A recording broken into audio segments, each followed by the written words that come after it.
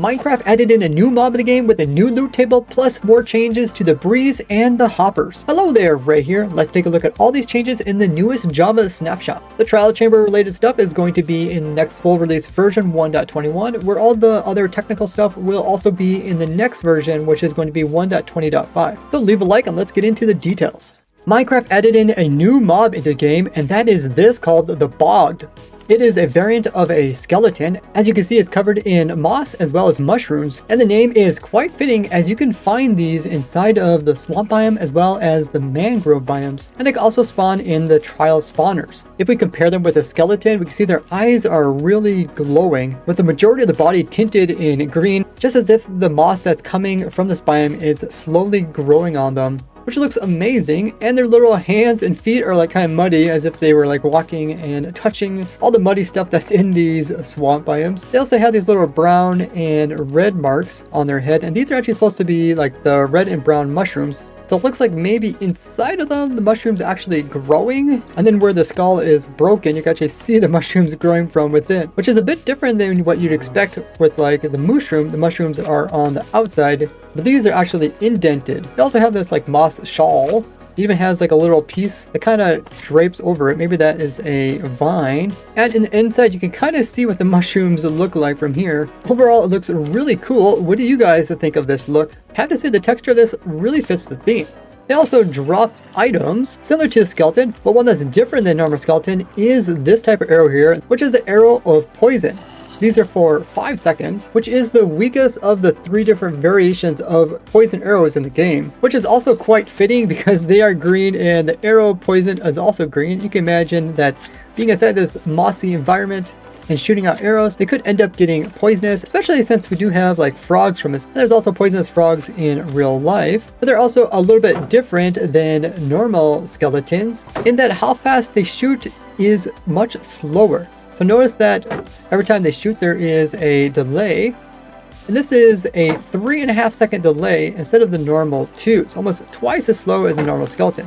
This is very fitting for their name being bogged, like they're slow, bogged down by the swamp. Plus the mob itself also has less health, only 16 health compared to the normal 20 that a skeleton has. I think it's really cool when they give mobs unique behavior, kind of like you see in other games, so their attack speed can be different, the way they attack, what type of attack they do, and even their health, so that every mob is a little bit unique and it's not just a bunch of like kind of cloned skeletons. So as you can imagine, since it does shoot out poisonous arrows, if you get hit, you get poisoned for those 5 seconds, which is really deadly because it can bring you down to low health and you can easily get killed, similar to like a witch or a poisonous spider.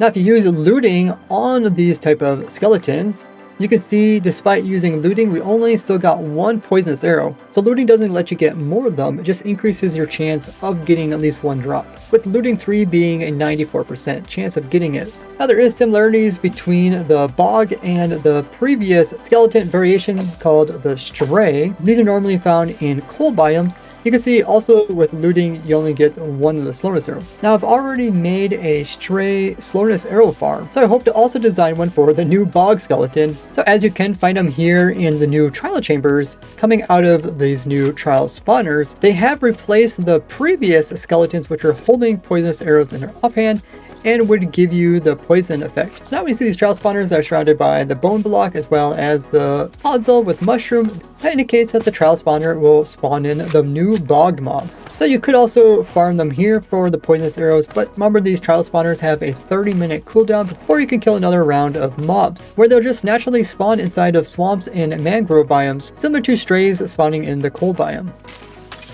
Now if they die from natural means, you won't get the poisonous arrow, so it has to be killed by player means, such as like using a dog. And unlike normal skeletons, the bogged mob will just die inside of powdered snow instead of being converted. Let me know if you have any other ideas or questions related to the bogged. Make sure you subscribe so you don't miss out on seeing these future videos. Now with the last week's hopper changes, they did also break it so that hopper minecarts weren't picking up items through a solid block. Supposedly the hopper minecart was doing the same type of check as a normal hopper, when it sees the full cubed block right above it, then it would just ignore trying to pick up any items. But this consequence was not intended. And for those of you guys that are subscribed with bell notification set to all, I put out a message asking you if you would support the hopper change if they would fix this bug. And most people were supportive. So now hopper minecarts will once again pick up items that are through an entire full cubed block. But there was one other main case where this hopper change would break a farm, and that is when it comes to the honey farm. Because the honey is inside of these hives here, and when it gets automatically collected with a dispenser, either using water bottles or using shears, the item is spawned inside of the hive, and then it'll just try to squeeze its way out to one of the sides. But with a hopper underneath, it would be within range of the hopper, and the hopper would normally pick it up before it gets squished out and ends up somewhere weird. But because this hive was a full cube, the hopper was actually ignoring picking up any items, which would break this type of farm. Now this farm here is my simple honey and honeycomb farm, but it's also a villager crop farm. You can farm up crops along the way.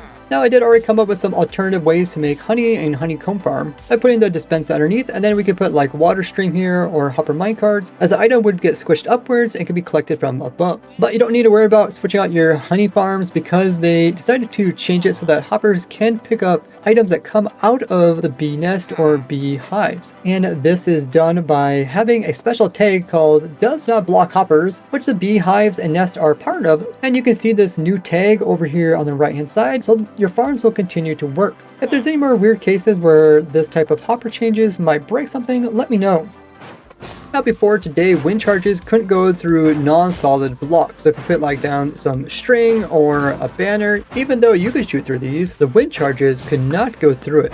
This was kind of an easy way to avoid getting hit by the breeze during the fight, but was probably coded this way so that the wind charge would actually collide with things that are open like gates, when normally arrows can go right through open gates. So in my automatic breeze farms, I might have to change out the string. If you haven't already seen my wind charge farms using the breeze, check them out with the link in the description after this video, as it's the best way to get the new wind charge item. So now you can see the wind charge can go through a lot of these non-solid blocks. But it doesn't seem that I actually have to change my breeze wind charge farm, as the wind charge just happens to go right through me, which is probably a new bug. Now before, the breeze when killed would only drop between 4 to 6 wind charges, and looting had no effect on it. So now looting will have an effect on the breeze. I have a super high looting sword, and if I go ahead and kill the breeze, we'll see how much we get. Wow, 49. So looting definitely works now. This will help you get slightly more wind charges. Now when deflecting a breeze's wind charge, which can be done, notice that instead of the wind charge actually hitting the breeze or even trying to explode on the breeze to push them back, it just vanishes instantly.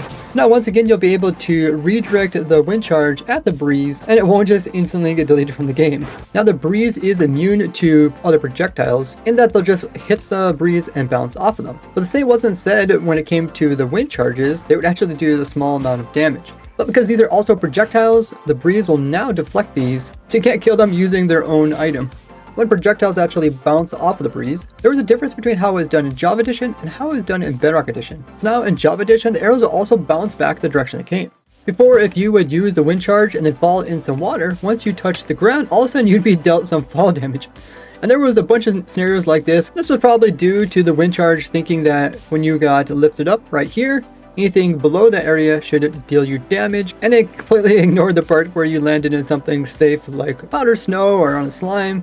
It would end up dealing damage. One of them being if you would fall down in creative and then you'd go into survival and then just jump, all of a sudden you take all that fall damage that was between there and here.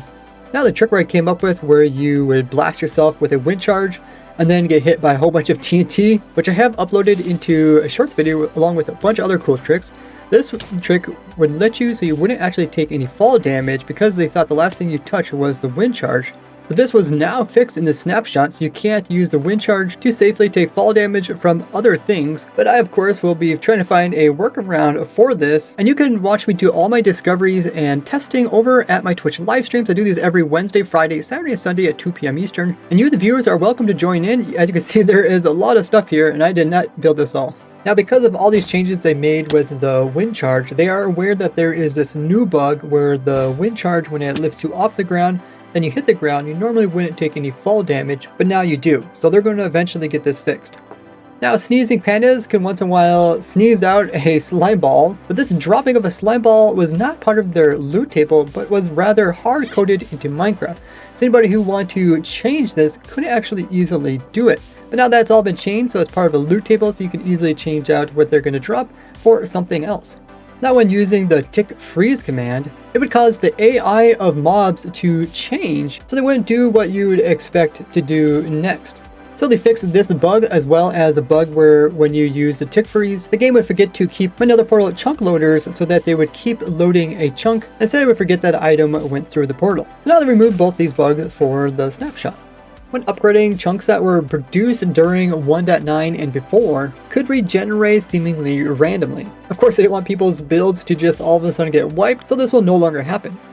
Now come join me in testing out the new bog mob. I'm currently live streaming shortly after this video, and I will be live streaming all my experimenting over at my Twitch channel. You can find those details in the description. Thanks for leaving a like, and I will see you in the next one. Bye bye!